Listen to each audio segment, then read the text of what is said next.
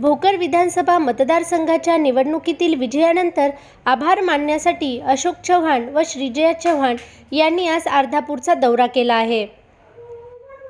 यावेळी अशोक चव्हाण यांनी आपली प्रतिक्रिया देत काय म्हणाले ते आपण थेट पाहू। दुसरा निसटता कसा तरी निघालाय आणि हे निर्णय घेणारे महाराष्ट्राचं नेतृत्व हे करणार आहेत। महाराष्ट्र प्रदेश काँग्रेसचा अध्यक्ष मैदान बोंबलून फिरून गेला महाराष्ट्र प्रत्येक नांदेड भोकर लक्ष देता 150 मतांना 150 मध्ये पडला हो 150 मध्ये आला। हे नेतृत्व महाराष्ट्राचे करणारे नेते आहेत। काय राहिलंय काय तिथे? पृथ्वीराज चव्हाण माजी मुख्यमंत्री, बाळासाहेब थोरात माजी महसूल मंत्री सगळे साफ झाले काल पडले। जे मला त्रास दिले सगळे साफ झाले,